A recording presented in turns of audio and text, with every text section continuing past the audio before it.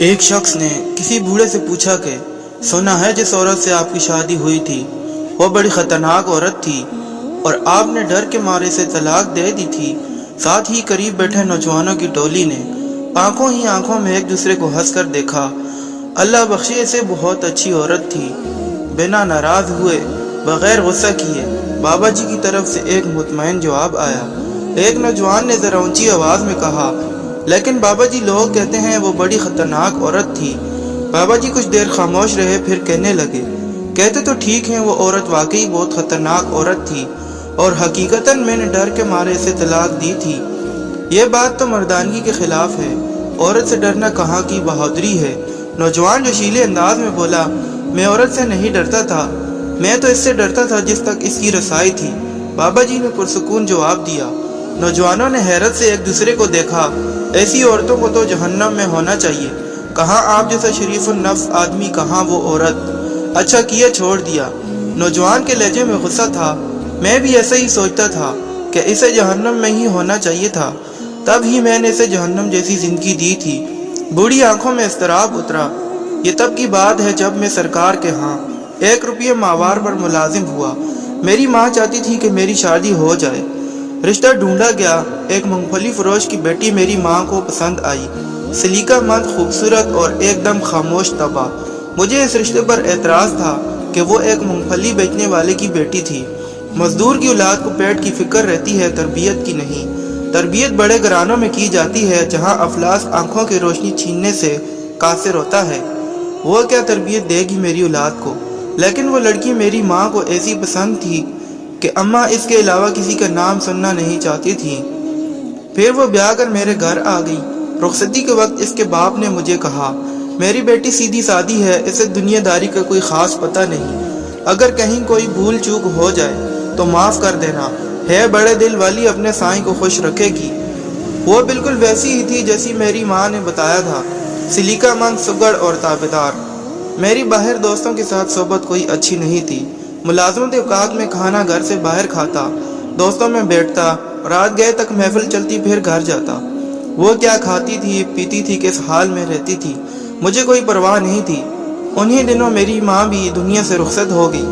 ایک روز میں جوئے میں باری رقم ہار کر جب تھکا ہارا گھر آیا تو کہنے لگی، آپ تو کھانا باہر کھا لیتے ہیں، مجھے بھوک لگتی ہے، ہو سکے تو ایک ہی بار مہینے کا راشن ڈلوا دیجیے، روز روز بازار سے خریداری کی تکلیف نہیں اٹھانی پڑے گی۔ کیا اس مونگ پھلی بیچنے والے کی بیٹی کی اتنی اوقات کہ مجھ سے مطالبہ کر سکے؟ مجھے غصہ آیا، تم کسی بہت بڑے باپ کی بیٹی ہو نا کہ تمہیں پورے مہینے کا راشن اور خرچ چاہیے، اپنی اوقات دیکھیے۔ غصے میں آ کر اس پر ہاتھ اٹھایا اور گالیاں بھی بکیں۔ میں یہ نہیں سوچ سکا کہ آخر اسے زندہ رہنے کے لیے روٹی تو ہر حال میں چاہیے تھی۔ وہ جسمانی اعتبار سے کافی کمزور تھی، مار برداشت نہیں کر سکتی تھی۔ پشیمانی تھی یا کیا، وہ 2 دن تک بستر پر پڑی رہی۔ مجھے اس کی بھی کوئی پرواہ نہیں تھی۔ پھر اس نے گھر میں ہی سینہ پرونا شروع کر دیا۔ ہاتھ کا ہنر اس کے کام آیا، یوں اس کی روٹی کا انتظام ہو گیا اور میں یہ سوچ کر پہلے سے بھی بے پرواہ ہو گیا۔ ایک روز ایک ہمسائے نے مجھے روک کر کہا، دن میں جب آپ گھر پہ نہیں ہوتے تو آپ کے گھر سے باتوں کی آوازیں آتی ہیں، میرے سوا میری غیر موجودگی میں کون آتا تھا جس سے وہ اتنی آواز میں باتیں کرتی تھی؟ اسا حد سے سوا تھا، بس نہ چلتا تھا کہ اسے جان سے مار دوں، لیکن میں بس ایک موقع کی طاق میں تھا۔ ایک رات پچھلے پہر کسی کے بولنے کی آواز پر میری آنکھ کھلی۔ چاندنی رات میں صحن میں پڑی ہر شے بالکل واضح طور پر دکھائی دیتی تھی۔ میں اٹھ کر دروازے تک آیا، اب آواز زیادہ واضح تھی۔ وہ کہہ رہی تھی، سائیں صبح 1 روٹی کے لیے آٹا گھر میں موجود ہے، وہ 1 روٹی کھا کر چلا جائے گا، یہ سوچے بنا کہ میں سارا دن بھوکی رہوں گی۔ میری روٹی جب تک تیرے ذمہ تھی تو عزت سے ملتی تھی، جب تو نے اپنے نائب کے ہاتھ دی تو روٹی کے ساتھ بے عزتی اور اذیت بھی ملنے لگی۔ مجھے اب روٹی تو ہی دے، تیرا بنایا نائب تو خائن نکلا۔ وہ میری شکایت کر رہی تھی، لیکن کس سے؟ کون تھا جو اسے روٹی دیتا تھا؟ مجھ سے بھی پہلے۔ میں نے باہر آ کر دیکھا، وہ صحن کے بیچ چارپائی پر ہاتھ میں سوئی دھاگا اور فریم لیے خود سے باتیں کر رہی تھی۔ وہاں کوئی بھی نہ تھا۔ میرے پیروں سے زمین نکل گئی۔ وہ خدا سے میری شکایت کر رہی تھی۔ وہ اس لمحے مجھے کوئی اور ہی مخلوق لگی۔ وہ بہت کم بولتی تھی، لیکن وہ کس کے ساتھ اتنا بولتی تھی آج مجھے سمجھ آیا تھا۔